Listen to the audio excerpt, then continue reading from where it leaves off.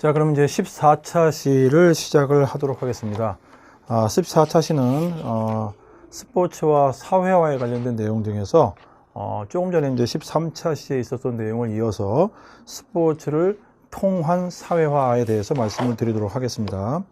자, 서두에 말씀을 드렸듯이 스포츠의 어떤 스포츠로에 참여를 하게 되는 어떤 요인에 대해서는 여러 가지 요인이 있었죠. 그 다음에 하게 되는 또 주관자가 누구냐에 따라서 가정도 있었고 학교도 있었고 동료 집단도 있었습니다. 자, 동료 집단 말고도 아까 출제가 됐었던 것 중에서 매스컴도 출제가 됐었던 적이 있었죠. 자, 이번에는 스포츠를 참가를 했어요. 스포츠를 참가를 했더니 그 결과적으로 어떤 결과가 일어났느냐 이거죠. 스포츠 참여의 결과가 무엇이냐, 이거를 스포츠를 통한 사회화가 어떻게 일어나고 있느냐 이거죠. 사회화. 자, 핵심은 결국 사회화에 있습니다. 핵심은 사회화죠. 근데 이제 스포츠를 통해서 사회화, 즉 결과적으로 어떤 결과가 있었느냐 이거를 살펴보는 내용입니다. 자, 스포츠를 통한 사회적인 어떤 경험, 특히 스포츠 참가를 통해서 어떤 역할을 경험을 하게 되죠. 역할을 경험을 하게 되는데, 그러면 이제 참가하는 형태가 그러면 어떤 형태가 있느냐에 따라서 여러 가지가 있을 수 있어요. 일반적으로 스포츠 참가의 형태는 어떤 인간의 어떤 외면적, 내면적인 어떤 행동 차원의 어떤 관련이 있으며, 참가 내용의 특성에 따라서 행동적으로 참가를 하는 경우도 있고, 인지적으로 참가를 하는 경우도 있고, 정의적인 참가도 있을 수 있다라는 거죠. 예를 들면 이제 참가를 합니다. 이제 참가를 하는데 행동적으로 참가를 하는 경우도 있죠. 행동적인 참가, 그 다음에 정의적인 참가, 그 다음에 인지적인 참가, 이런 것들이 있을 수 있다라는 얘기입니다. 우리가 그림은 그려집니다. 스포츠 참가를 하게 될 경우죠. 자기가 직접적으로 이제 스포츠 활동을 직접적으로 하게 되면은 이제 행동적인 참가가 되는 거고, 응원 같은 거를 하는 경우도 있죠. 본인이 참가 안 하고. 그 다음에 여러 가지 어떤 종목이라든가 전략 전술에 대해서 이야기를 함으로써 스포츠를 참가하는 경우도 있을 수 있습니다. 자, 구체적으로 한번 살펴보면 행동적인 참가는 1차적인 참가, 2차적인 참가로 다시 세분할 수가 있습니다. 예를 들어 이게 여기서 제일 중요한 건 사실은 이거죠. 그래서 이제 1차적인 참가도 있고, 1차적인 참가, 2차적인 참가 이렇게 나누기도 합니다. 출제도 곧잘 됐다 쓴 것 같아요. 이렇게 보면 1차적 참가, 2차적 참가가 뭐냐 해가지고. 자, 1차적인 참가는 신체 활동을 수단으로 하는 게임이나 스포츠에 참가하는 경기자 자신에 의한 활동을 의미하죠. 그러니까 자신이 그냥 1차적으로 참가를 하는 겁니다. 본인이 행동적인 참가 중에서도 본인이 직접 참가하는 것을 1차적 참가라고 하죠. 자, 그럼 2차적인 참가는 스포츠의 생산자와 소비자로 구분돼서 이루어지는 활동을 2차적인 참가라고 합니다. 그럼 여기서는 또 이렇게 생산자냐 내지는 소비자냐에 따라서 참가가 또 나누어지고 있구나, 이렇게 이거는 이제 본인 스스로가 개인적으로 참가하는 경우로 얘기하는 거고, 2차적인 참가는 생산자냐 소비자냐에 따라서 구분이 돼서 이루어지는 활동을 의미합니다. 예를 들어서 경쟁적인 어떤 스포츠 활동에 참가하는 개인은 승자와 패자로 구분이 되고, 같은 팀에 속한 선수들도 주전이 있고 후보로 분류가 됩니다. 이런 것들은 일반적으로 1차적인 참가라고 얘기를 합니다. 즉, 이제 개인이 이제 스포츠에 행동적인 참가를 하는 거죠. 행동적으로 참가를 하는데, 일반적으로 가서 이기던 지던 주전 선수가 되던 후보 선수가 되던 이런 것들을 일반적으로 1차적인 참가라고 얘기를 하죠. 본인이 참가를 하는 거니까. 그런데 경기 상황에 대해서 관여하는 정도, 영향력의 어떤 정도에 따라서 지도자가 되는 경우도 있죠. 지도자로서 참가하는 경우도 있고, 기업가로 참가하는 경우도 있죠. 이런 것들을 2차적인 참가라고 합니다. 스포츠에 참가를 하긴 하는데 본인이 직접 어떤 선수로서 참가하는 게 아니라 지도자 내지는 어떤 후원자로서 참가를 하는 경우를 2차적인 참가라고 합니다. 그래서 2차적인 참가는 생산자, 소비자로 구분을 합니다. 예를 들어서. 근데 이제 생산자 같은 경우는 이제 직접적인 생산을 하죠. 스포츠를 생산하는 겁니다. 예를 들어서 이제 경기에서 선수로 참가하지는 않지만은 경기의 어떤 결과에 직접적으로 영향을 미치는 지도자는 이제 감독이나 코치 같은 경우가 있겠죠. 그 다음에 뭐 심판도 있어요. 심판 이런 거를 이제 조정자라고 하는데, 그 다음에 뭐 의사라든가 트레이너, 그 다음에 응급처치사 등 이런 역할을 하는 사람들을 우리가 일반적으로 직접 생산자라고 얘기를 합니다. 여기에는 이제 아까 얘기했듯이 뭐 감독도 있고, 뭐 코치도 있고, 트레이너도 있고, 심판도 있고 등등등 이렇게 이런 사람들을 직접적인 생산자라고 얘기를 하고, 간접적인 생산자도 있습니다. 실제로 스포츠 상황에 관여는 하고 있지만은 직접적으로 경기 결과에 영향을 미치지 않습니다. 예를 들어서 구단주라든가 스폰서라든가 스포츠 용품을 생산한다든가 이런 사람들이 전부 다 생산자 중에서도 여기는 이제 직접적인 생산자가 있고, 그 다음에 간접적인 생산자도 있을 수 있다. 이게 뭐 구단주라든가, 그 다음에 스폰서라든가, 용품 제작자라든가 이런 사람들을 간접적인 생산자라고 얘기를 할 수 있죠. 또 뭐 기자라든가 아나운서라든가 뭐 서비스 관리직이죠. 그 스포츠에 관련된 이런 사람들을 간접적인 생산자라고 얘기합니다. 그러니까 여기에는 이제 두 가지로 나눌 수 있는 거죠. 직접적인 생산자, 그 다음에 간접적인 생산자, 이렇게 나눌 수가 있다는 겁니다. 그 다음에 이제 소비자가 있죠. 소비자 같은 경우에는 이제 직접적인 소비를 하는 사람들이 있습니다. 경기장에서 직접 돈을 내고 관람하시는 분들을 직접적인 소비자라고 얘기를 합니다. 예를 들어 소비자 같은 경우에도 이제 두 가지로 나눌 수 있는데, 직접 관람하시는 분들, 뭐 관람자라고 해야 되나? 관람자들도 있고, 그 다음에 이제 간접적인 소비자로 해서 매스컴을 통해서 경기를 관람을 하거나 스포츠와 관련된 어떤 대화를 통해서 스포츠와 관계를 맺고 있는 사람들을 간접적인 소비자라고 얘기합니다. 뭐 TV를 본다든가 뭐 그냥 서로 간에 대화를 통해서 스포츠에 참여하고 있는 경우를 이제 간접적인 소비자라고 얘기를 합니다.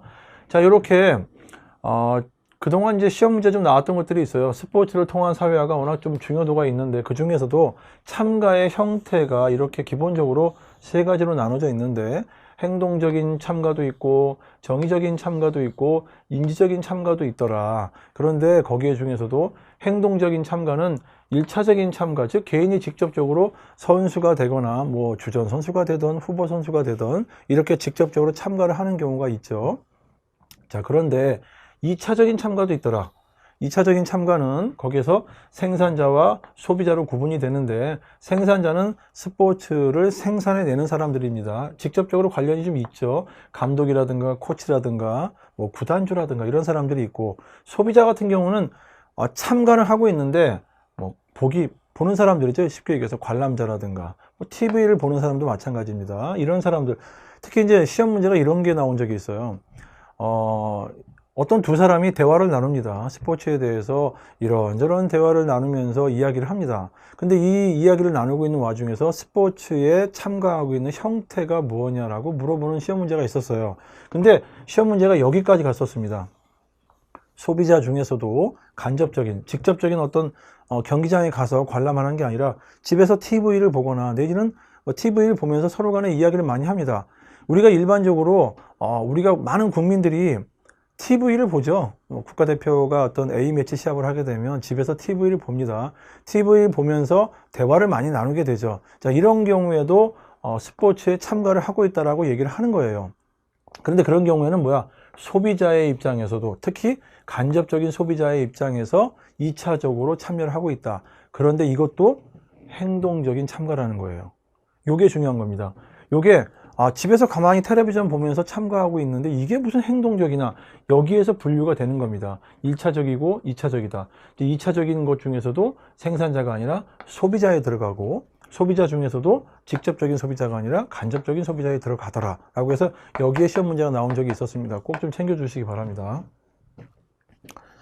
자, 그래서 그 다음에 이제 참가하는 정도가 어떠냐라고 또 이제 한번 좀 살펴봤어요. 참가하는 정도가 어떤지, 내지는 참가하는 유형이 어떤지에 대해서 살펴봤더니, 참가하는 정도는 이제 빈도가 어떤지, 기간은 어떤지, 강도로 구분할 수 있으며, 각 요인의 정도에 따라서 참가하는 형태가 다 다르게 나타나고 있습니다. 예를 들어서 이제 참가 빈도 같은 경우는 이제 특정한 개인이 스포츠 활동에 직접적으로 참가하는 횟수죠, 횟수. 스포츠 활동에 얼마나 자주 참여하고 있는가에 대해서 빈도 파악을 통해서 측정이 가능하죠.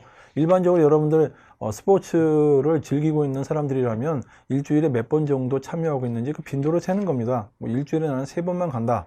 아니면 어떤 경우는 또 일주일에 매일 또 운동을 하시는 분들도 있죠. 최근에 이제 연예 프로그램 보면 모 연예인이 거의 매일 헬스장에서 운동을 하는 경우가 좀 나오고 있는데, 그런 경우에는 빈도가 거의 매일, 일주일에 한 번이 아니라 일주일에 뭐 7회 이상 이렇게 되는 경우도 있죠. 그 다음에 이제 스포츠 참가의 어떤 기간이 어느 정도 되느냐라고 해서 시간적인 경과를 한번 알아보는 게 있는데, 얼마나 오랫동안 참가를 했는지 조사함으로써 이제 가능하게 되죠. 예를 들어서 나는 이 스포츠에 참여한 지 1년 됐다, 내지는 뭐 6개월 됐다, 5년 정도 됐다, 이렇게 해서 참가하는 기간에 대해서 이제 연구를 하는 경우도 있습니다.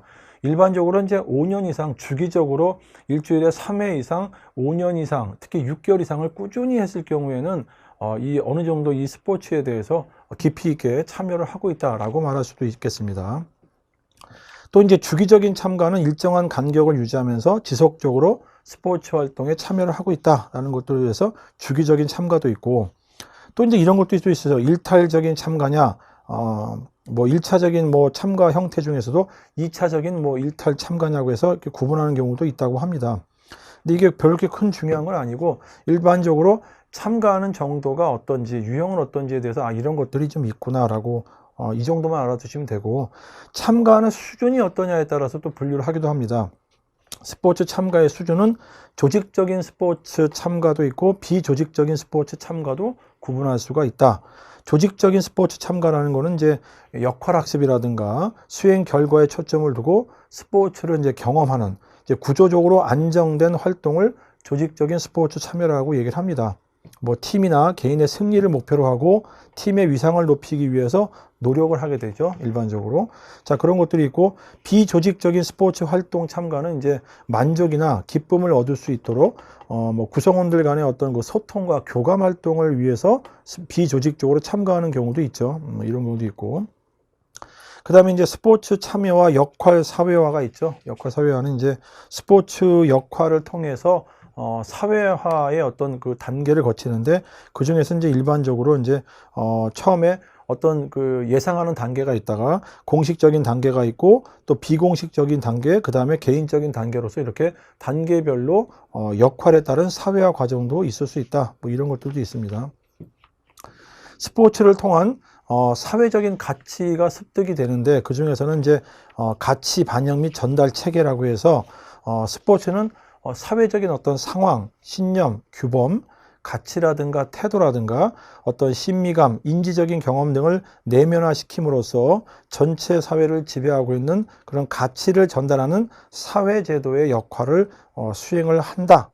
즉 스포츠는 성공과 어떤 그 경쟁 등의 과정을 통해서 스포츠 활동에 참여하는 개인에게 일상생활에 적합한 가치와 태도를 배워나갈 수 있게 하고, 사회 전체의 어떤 정치 사회적인 가치 체계를 상징적으로 나타내는 중요한 사회 문화적인 제도다라고 말할 수 있겠습니다.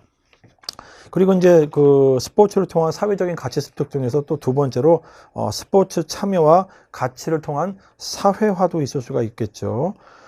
자, 그리고 이제 스포츠 참여를 통해서 태도도 형성이 되죠.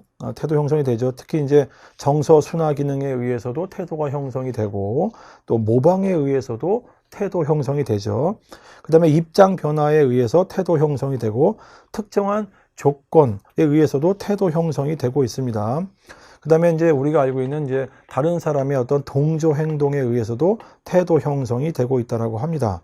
또 하나 역할 행동이죠. 역할 행동에 의해서도 태도가 형성이 되고 있다라고 합니다. 자, 이런 거를 통해서 우리가 스포츠 참여를 통해서도 여러 가지 어떤 다양한 어떤 태도가 형성이 되고 있다.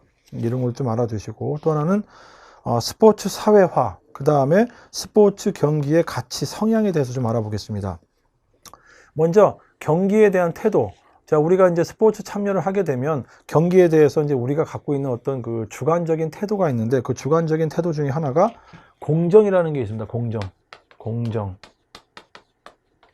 자, 우리가 스포츠를 참여하게 되면은 일상적으로 늘 이러죠. 경쟁적인 어떤 스포츠가 성립되기 위해서는 기본적으로 공정해야 된다. 여기에서 이제 나오는 스포츠맨십이라든가 페어플레이를 최고의 가치로 수용하는 그런 참가자의 태도를 바로 우리가 공정이라고 얘기를 하죠. 그래서 이제 페어플레이는 페어플레이, 즉 공정하게 경기하자라고 해서 공정시합이라고 표현을 합니다. 페어플레이를. 자, 페어플레이 같은 경우는 어떠한 희생에도 불구하고 승리해야 된다는 그런 생각에 대해서 단호히 거부를 하는 거죠. 따라서 페어플레이는 문서화된 규칙뿐만이 아니라 문서화되지 않은 관습까지도 엄격하게 지키자라는 게 바로 페어플레이어죠. 자, 그래서 페어플레이 같은 경우에는 경기에 대한 태도 중에서 공정하고 가장 가깝다라는 거죠. 이 공정 자체가 이제 페어이기 때문에. 그 다음에 이제 경기에 대해서 어떤 태도를 갖고 있는가 알아봤더니 이제 기능적인 면에서 스포츠 참가의 목적 그 자체가 바로 기능을 배우자는 거죠. 우리가 뭐 테니스를 배우고 싶다, 골프를 배우고 싶다 해서 참가를 하게 되면 골프라든가 테니스의 어떤 기능을 배우게 되죠. 그래서 경기를 나가기 위해서는 적어도 이 정도의 기능을 배워야 되지 않느냐고 해서 이런 어떤 기능, 이게 바로 우리의 목적 그 자체가 되는 거죠. 그 다음에 이제 경기에 대해서는 우리가 이런 생각을 갖고 있죠. 경기에 대해서는 이제 승리를 해야 된다는 생각을 갖고 있습니다. 스포츠 활동은 이제 과정보다는 이제 경쟁을 통해서 얻게 되는 승리 또는 성공의 획득이 한층 더 중요하게 여겨질 수가 있기 때문입니다. 자, 이런 경우는 이제 숙련된 개인의 어떤 기능, 소질, 성공을 위해서는 꼭 필요한 요건이 되고 또 이런 경쟁을 통해서 결과물의 일부로서 우리가 목적을 위한 수단이 되기도 합니다. 자, 그리고 이제 경기에 대한 태도는 이렇게 세 가지 측면에서 일반적으로 살펴볼 수가 있다는 거죠. 공정, 기능, 승리. 그 다음에 이제 스포츠 참여의 어떤 지향적인 면에서 참가 지향, 업적 지향이라는 게 있습니다. 참가 지향과 업적 지향이라는 게 있을 수 있는데 참가 지향, 스포츠 참여의 지향점이 바로 참가의 지향을 두고 있다고 해서 스포츠 본연의 가치를 추구하고 정정당당하게 경기에 임하는 참가자의 태도를 의미하는 경우 있죠. 우리가 올림픽 같은 경우에 주로 이제 참가의 의미를 둔다라고 얘기를 하듯이 참가의 스포츠 참여의 지향점을 두는 경우들이 있고 업적 지향이라는 것도 있어요. 이제 예를 들어서 이제 스포츠의 규칙을 통해서 사회의 규범을 습득 그 이상으로 승리를 목적으로 하는 성공을 강조하는 것을 업적 지향이라고 합니다. 그래서 이제 스포츠 참여할 때 도대체 지향점이 뭐냐라고 했을 때 첫 번째가 참가 지향이라는 게 있고 두 번째가 업적 지향이라는 게 있을 수 있다라는 겁니다. 자, 그리고 이제 아마추어리즘하고 프로페셔널리즘을 좀 알아볼 텐데요. 아마추어리즘 그러면은 우리가 일반적으로 어떤 즐거움을 위해서 스포츠 활동에 참가하는 가치 성향. 그래서 이제 주로 이제 어떤 상호작용이라든가 건전한 심신의 어떤 발달, 자기 표현 이런 거를 추구하려는 그런 태도를 아마추어리즘이라고 합니다. 그래서 예전에 이제 올림픽 같은 경우에는 주로 아마추어리즘을 추구를 했었는데 그 아마추어리즘이 올림픽에서 많이 퇴색이 되고 있다는 게 최근에 문제점으로 지적이 됐었습니다. 즐거움을 위해서 참가하는 게 목적이 돼야 되는데 그렇지 않고 이제 돈과 명예나 권력을 위해서 추구하게 돼서 최근에는 아마추어리즘이 약화되고 있다라는 겁니다. 자, 거기에 비해서 이제 프로페셔널리즘이라고 하는 거는 경기에 참가를 함으로써 대중들의 관심도 이끌어내고 그다음에 또 이익을 추구하려는 태도를 프로페셔널리즘이라고 얘기합니다. 상대방을 이기기 위해서 스포츠에 참가하는 태도는 활동 과정에서 얻는 흥미나 만족에 관계없이 기능과 성과에 의해서 어떤 소위 말하는 이제 재화가 배분되죠. 이런 어떤 경제적인 원리와 유사한 게 바로 프로페셔널리즘이라고 얘기를 합니다. 자, 그러면 이제 스포츠를 참가를 했죠. 그 결과적으로 스포츠를 통해서 특히 이제 사회화라는 과정을 통해서 전이가 일어나야 됩니다. 전이의 일반적인 특성들을 좀 살펴볼 텐데요. 자, 전이 같은 경우에는 도대체 우리가 많이 알고 있는 그 전이 스포츠를 통한 사회화가 됐기 때문에 스포츠를 통해서 우리가 좋은 가치들을 우리가 습득하고 우리가 학습하는 것을 사회화라고 했습니다. 그러면 이 좋았던 사회화가 다른 장면에서도 그대로 표현되기를 원하죠. 이거를 우리가 일반적으로 이렇게 다른 사회에서도 나오길 원합니다. 이거를 우리가 전이라고 하죠. 전이. 이쪽에 있는 어떤 좋은 어떤 가치나 습관들이 여기에서도 다른 사회에서도 다른 어떤 사회 구조에서도 나타나기를 원하는 것을 전이라고 합니다. 그래서 학교에서 좋은 걸 배웠으면 다른 사회 집단에 가서도 이런 좋은 어떤 기능과 습등을 보여주기를 원하죠. 이거를 전이라고 합니다. 그러면 전이가 일어나기 위해서는 어떻게 하면 되느냐라고 했더니 참여의 정도를 높이면 된다 이거죠. 참여의 정도, 즉 빈도나 강도나 지속성 등을 통해서 사회화 경험의 차이가 나게 됩니다. 그래서 운동선수로서 지속적으로 스포츠에 참여를 하면서 뭐 주장이라든가 리더의 자리에 있는 사람과 그냥 단순히 체육 수업으로서 참여하는 사람과의 차이는 전이의 차이가 있을 수 있다라는 겁니다. 그래서 가급적이면 오랫동안 스포츠를 참여를 하게 되면 아무래도 전이 효과가 크다라고 말씀을 드릴 수가 있겠습니다. 또 하나는 이게 이제 전이 효과 중에서 시험에 자주 나왔던 것 중에 하나였는데요. 이게 뭐냐면은 과연 전이가 잘 이루어지기 위해서는 어떻게 하면 되느냐라고 시험 문제 나왔었는데 첫 번째가 참여의 정도를 아무래도 오랫동안 참여하는 친구들이 그 스포츠를 통해서 얻을 수 있는 것들이 많다라고 하는 거죠. 그 다음에 또 하나는 이거죠. 참여는 오랫동안 했지만 자발성이 있느냐? 자발성은 여부로 인해서 이제 자발적으로 스포츠에 참여하는 경우가 있고 비자발적으로 하는 경우가 있어요. 이럴 경우에 어느 쪽이 더 전이가 많이 일어나냐 했더니 역시 자발적으로 참여를 했을 경우가 전이 효과가 훨씬 크더라라는 겁니다. 또 하나 사회와 관계의 본질성이죠. 세 번째가 사회화 관계의 어떤 본질성이죠. 자, 참여의 어떤 사회적인 관계가 수단적인지 내지는 목적인지에 따라서 사회적인 관계가 상이하게 나타날 수 있습니다. 어떤 그 수단적인 관계는 어떤 감정의 교류라든가 교감이 제외된 상태에서 이루어지기 때문에 스포츠가 수단 그 자체가 되죠. 그래서 이제 스포츠 참가를 통해서 인간관계가 잘 형성이 됐을 때는 어떤 존경심이라든가 애착심 등의 감정의 교류가 일어나게 되면 인간관계의 본질의 어떤 목적성을 가지게 됩니다. 그래서 이렇게 사회와 관계의 본질성에 따라서 전이 효과가 다르게 나타날 수 있다는 거죠. 그 다음에 또 하나가 사회화의 어떤 위신과 위력에 따라서 사회화의 위신과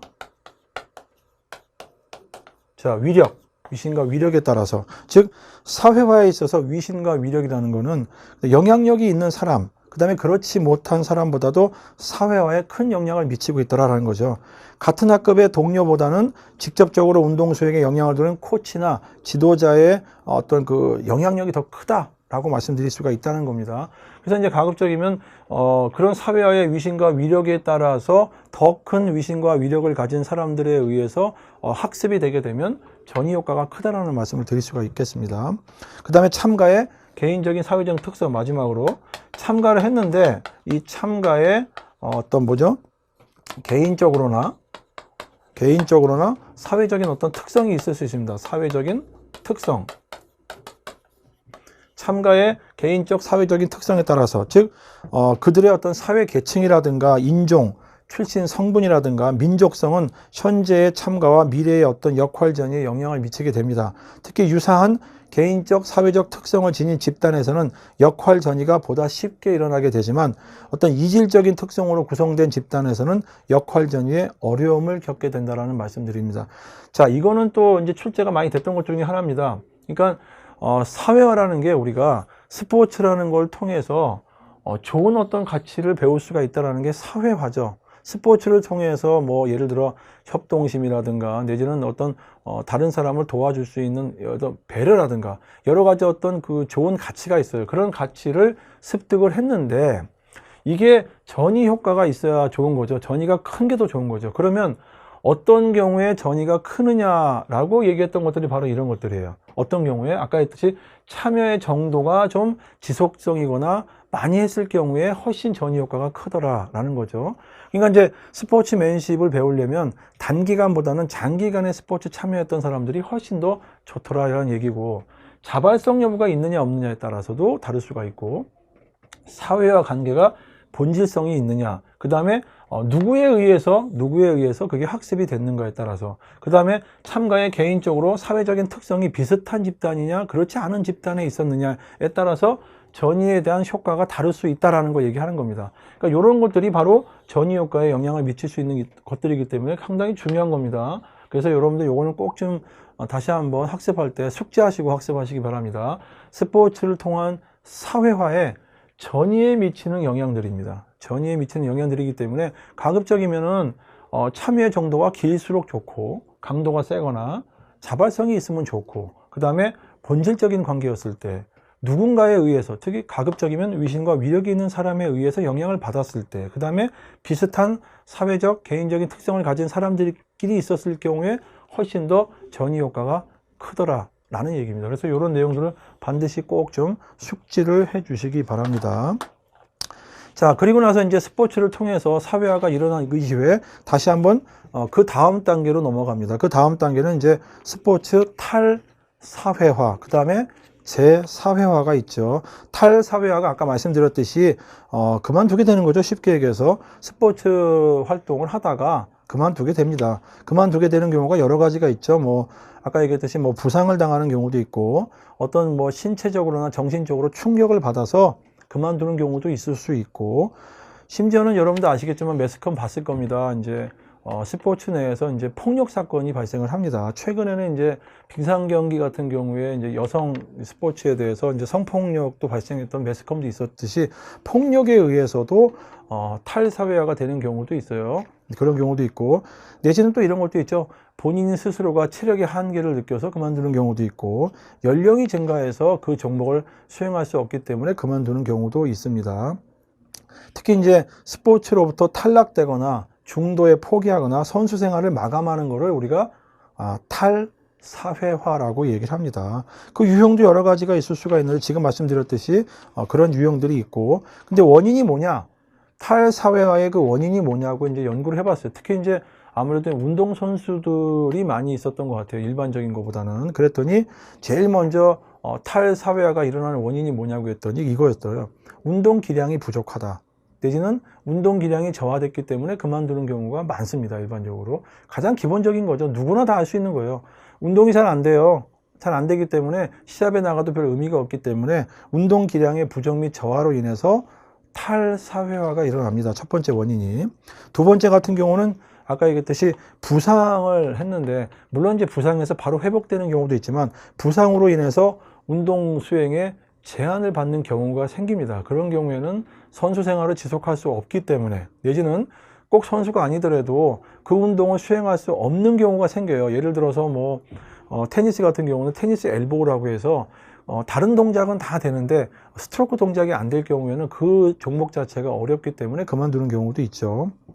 또 하나는 성공 가능성에 대한 어떤 불확실성, 미래에 대한 불안감 때문에 스포츠 생활을 참가를 중단하는 경우가 있죠. 특히 이제 비인기 종목 같은 경우에는 아무리 열심히 해도 내가 이제 이 종목에서는 뭔가 먹고 살 길이 없다라는 경우도 있을 수 있고, 또 하나는 성공을 하지 못할 것 같다. 지금 선수층이 너무 넓어서 내가 이 정도 갖고는 어렵다라고 해서 어떤 성공 가능성에 대한 불확실성 때문에도 중도에 그만두는 일이 있죠. 또 하나 이런 경우도 있어요. 지도자하고의 갈등 때문에 그만두는 경우도 있습니다. 특히 가끔가다 나오긴 하지만은 본인의 능력도 좋고 여러 가지 어떤 의지도 좋은데 지도자하고 도저히 맞지 않아서 그만두는 경우도 있을 수 있습니다.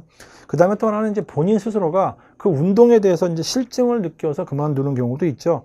최근에 어떤 뭐 연예 프로그램에 나오시는 그 과거에 아주 훌륭했던 A급 선수였는데 점점 약간 좀 이렇게 체력 관리를 안 해서 자꾸 이렇게 몸이 좀 살이 찌는 그런 사람이 있어요. 유명한데. 근데 그분 같은 경우는 도대체 운동을 왜 안 하십니까? 라고 했더니 아주 단순했어요. 그냥 운동이 싫은 거예요. 너무나 운동을 그동안 많이 했기 때문에 운동에 대한 어떤 실증 때문에 운동을 하지 않는 경우도 있다고 합니다. 이런 것들이 바로 탈사회화의 원인으로 지목이 되고 있습니다. 자, 그리고 이제 마지막으로 탈사회화가 됐다가 스포츠로 다시 사회화가 되는 경우가 있어요. 운동선수들은 여러 가지 요인에 의해서 스포츠로 이탈을 하게 되죠. 근데 이탈을 하게 된 이후에 새로운 분야에서 활동도 하게 되지만 아무래도 이제 같은 분야로서 다시 들어오게 되는 게 더 나을 수도 있죠. 근데 이제 여러 가지 어려움이 따릅니다.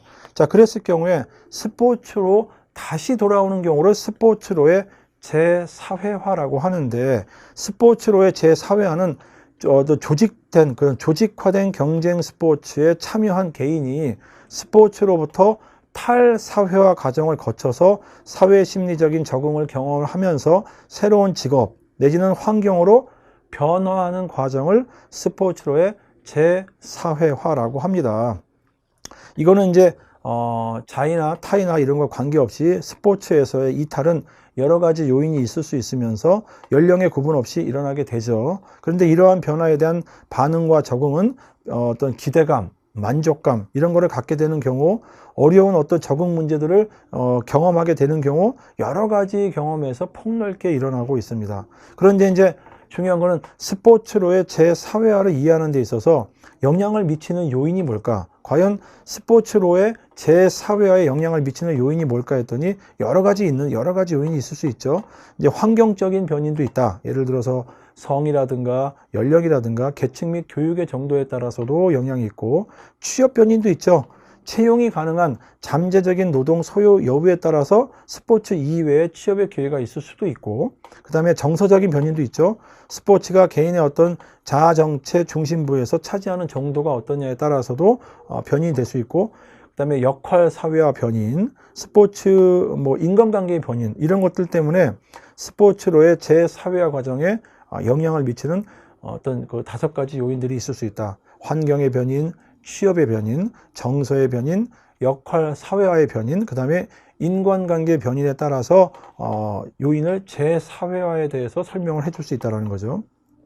그리고 이제 마지막으로 스포츠로의 제4회화 과정은 이렇게 이루어지죠. 운동 중단을 통해서 스포츠 탈사회화 과정을 거친 후에 다시 스포츠 영역으로 제4회화 과정을 겪게 되는 운동선수 같은 경우에는 일반적으로 운동선수와 관련된 유사한 역할을 하게 됩니다. 예를 들어서 감독이라든가 코치라든가 트레이너 등과 같은 역할을 수행을 하게 되는 경우가 많죠. 근데 사실은 이런 경우에도 지극히 기회가 제한되어 있어서 이렇게 제4회화, 스포츠로의 제4회화가 되는 경우는 사실은 극히 적은 경우에 해당이 되고 있습니다. 근데 이런 어떤 제4회화 과정이 모든 은퇴 선수들에게 나타나는 것이 아니기 때문에 지극히 이런 과정을 보여주기는 좀 어렵다라는 겁니다. 그러니까 스포츠로부터의 어떤 탈사회화 이후에 스포츠와 관련된 현장으로 복귀할 수 있는 그 기회가 제공받지 못한 은퇴 선수들은 주로 스포츠와 관련이 없는 다른 사회 영역에서 새로운 삶을 개척하면서 스포츠로의 제4회화 과정을 경험하지 않게 됩니다. 이게 일반적인 어떤 우리가 알고 있는 은퇴 선수들의 어떤 제4회화 과정입니다.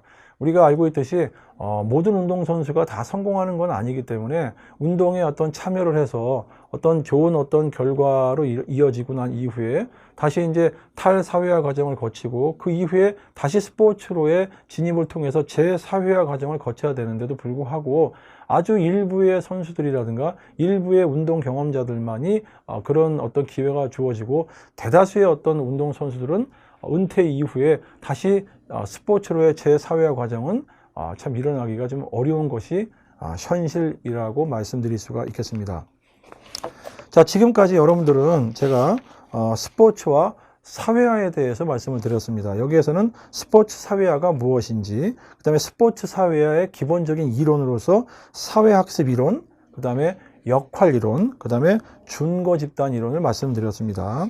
자, 그 이후에 스포츠로의 사회화에 대해서 말씀을 드렸죠. 여기에서는 스포츠로에 참여하게 되는 요인이 뭔지, 그 다음에 주관자들이 무엇이 있었는지 말씀을 드렸고, 스포츠에 참가한 이후에 스포츠를 통한 사회화의 과정을 거쳤죠.